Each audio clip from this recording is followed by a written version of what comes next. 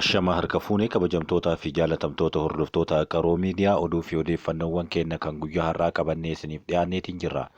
Oduu fi odeeffannoowwan keenya kan guyyaa har'aatiif isiniif qabanne keessaa haleellaa Ameerikaan Yaman irratti raawwattee lammiileen Itoophiyaa hedduun ajjeefamuun dhagahameetiin jira. Dhimma kaffaltii elektirikaa irratti gaafiin ka'uun dhagahame kan inni jiru. Oduu biraatiin ammoo Putiin guyyaa sadiif waraana dhaabuu akka barbaadu kan himee fi labsii kana yeroo garaagaraatti yeroo 20 oliif Yukureeniin kan cabsame ta'uunis dhagahameetii jira.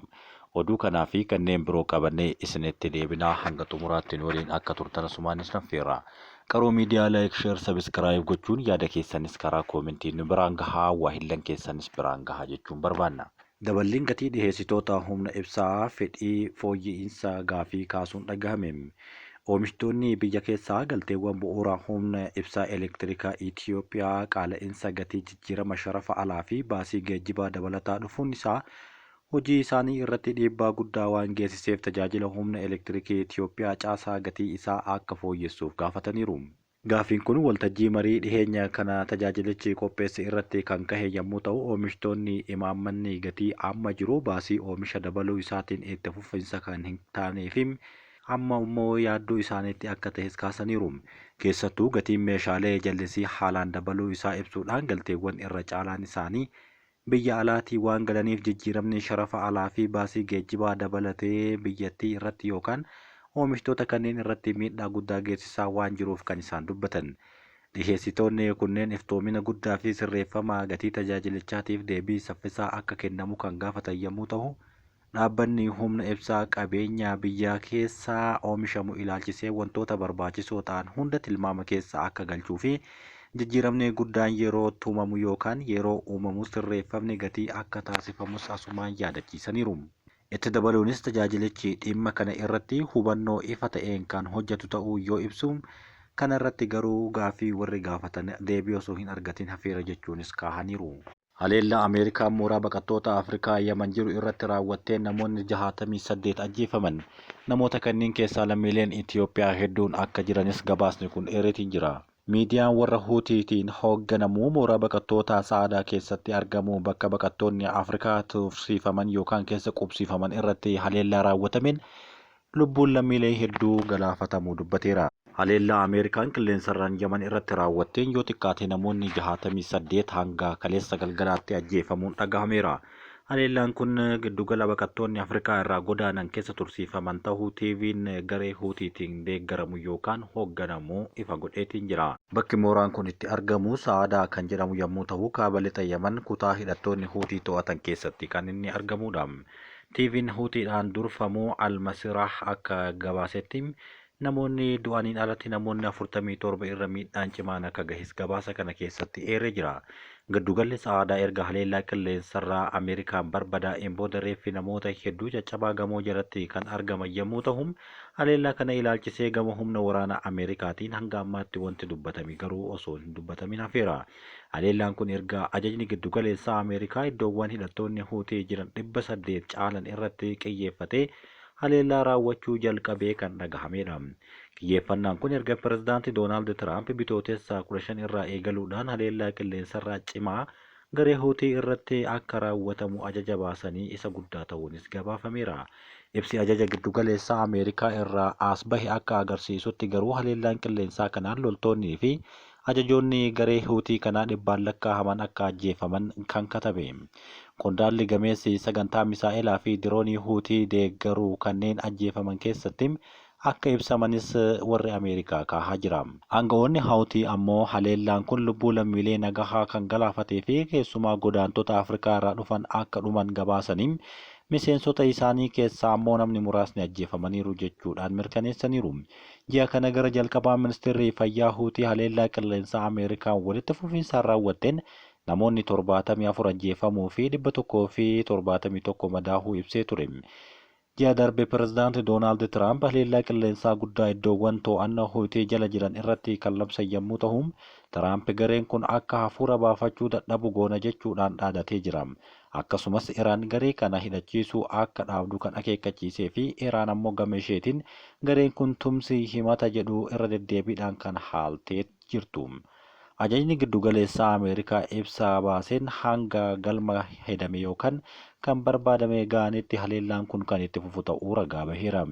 Hawtiin erga sadaasa bara 2023 as dooniiwwan daldalaa galaana diimaa irra qaxxaamuran haleeluu kan itti fufee fi gareen kun dooniiwwan Ameerikaa kan biyyoota lixaa kanneen Israa'eliin deeggarsa qaban yookaan Israa'eliif gargaarsa geessu jedhamee shakkamu irratti xiyyeeffatee fi tarkaanfii kanas lammiilee Filisxeem tumsuuf yookaan bira dhaabachuudhaaf akka isaan fudhatan gabaasa keessatti eeranii jiru. Chaayinaan meeshaalee Ameerikaa tokko tokko irraa taarifa dhibbantaa 125 keessa irraa bilisa gootuuf jedhamaa jira. Chaayinaan meeshaalee Ameerikaa biyyattii galfaman tokko tokko taarifa 125 irraa bilisa akka gootu ibsitee yoo jettu dhaabbileen meeshaalee ijoo kan gibira kana keessaa yookaan gibira kana irraa bilisa ta'uu qabu jedhamanii amanan kanneen adda baafaman yookaan gaafachuu isii Reuters maddeen wabeeffachuudhaan dubbateetiin jira. Pirezidaantiin Ameerikaa Doonaald Tiraamp gaafii fi deebii barruulee Taayims waliin taasisaniin Chaayinaa fi Ameerikaan taarifa irratti mari'ataa akka jiranii fi pirezidaantiin Chaayinaa bilbilanii fi akka turanis kaasanii jiru. Tiraamp pirezidaantii Chaayinaa waliin yoomii fi maal irratti akka mari'atan garuu osoo hin dubbatin hafee garuu ammoo oomishaaleen dhaabbilee qorichaa adda addaa galfaman taarifa irraa bilisa ta'uu eeranii jiru. Kana malees waldaan indastirii semikondaaktarii Chaayinaa oomishtoota chiipsii, miimoorii tokko fi gosootni maayikiroo chiipsii fi kanneen biraa 8 taarifa irraa bilisa ta'uu akka qabu beeksisuun isaanii gabaafamee jira. Mootummaan Chaayinaa waan tokko ifatti beeksisuu baatus gosoota oomishaa 131 taarifa irraa bilisa ta'uudhaaf karoorfamuun gabaafamee jira. Humnoonni gurguddoon lamaan waraana daldalaa irraa erga seenaniin booda balbala marii isaanii banuudhaaf fedhii qabaachuun isaanii gabaa addunyaa rakkoo keessa seenaa jiru tasgabbeessuudhaaf gargaara jedhamee amanama. Raashaan guyyaa 3 dhukaasa dhaabuu beeksifte. Pirezidaantiin Raashaa Vilaadimeer Puutiin caamsaa 8 hanga 11 guyyaa waraanni addunyaa lammaffaan xumuramee bu'uura godhachuudhaan dhukaasa akka dhaaban beeksisaniiru. Oduu kana booda ministeerri dhimma alaa Yukureen Andirii Siibiyyi akka jedhanitti dhukaasa dhaabuu yoo xiqqaate guyyoota 30 turuu akka labsamu waamicha godhanii jiru. White House gama isaatiin pirezidaantii Tiraamp kan biyyoota lamaan gidduu dhukaasni akka dhaabbatu hojjetaa turan dhukaasa dhaabuun waaraadhaan akka taasifamu barbaanna jedhuun ibsa kennaniiru. Kremlin ayyaana Faasikaaf jecha dhukaasa dhaabuu sa'aatii 30 ture labsee turus booda garuu lamaanuu walitti deebi'uudhaan waraana kana bananiiru. Waraana irra deebiidhaan banamu kanaaf yeroo garaagaraatti kan dubbatamu yookaan kan qeeqamu Yukureeni. Gama Yukureeniin sa'aatii 20 dhukaasa dhaabuudhaaf yaalamee hunduu kan fashalaa'e yommuu ta'u yaaliin dhukaasa dhaabuudhaaf taasifame kun Yukureeniin gaariin isaanii ammoo daqiiqawwan muraasa qofa turuu danda'a jechuudhaan shakkii isaan qaban kaa'aniitiin jiru. Tiraamp Masriidhaan kaffaltii malee sulula Suwiz keessa darbuu qabna jechuun dubbate. Pirezidaantii Tiraamp Ameerikaan dooniiwwan keenyaa Suuz kaanaalii keessa yookaan akkasumas Paanamaa fi kanneen biroo keessa bilisaan darbuu akka dandeenyu Masriin nu gargaarte jedhanii jiru. Pirezidaantichi akkaawuntii tiwiitaraa isaanii Tiruuz irratti kan maxxansan yommuu ta'u dooniiwwan waraanaa fi daldala Ameerikaa karaa bishaanii addunyaa ijoo lamaan kana keessa bilisaan akka darban akeekkachiisanii jiru. Tiraamp Ameerikaa malee sululaawwan kun itti fufuu akka hin dandeenye kan dubbatan yommuu ta'u ministeerri dhimma alaa Maarko Ruubiyoon dhimma kana hatattamaan akka ilaalanis gaafataniiru. Kana malees Masriin akkuma Paanamaan hariiroo dippiloomaasii Ameerikaa waliin yoo seente haala hamaa uumuu akka dandeessu odeeffannoo waliif qoodamee jira.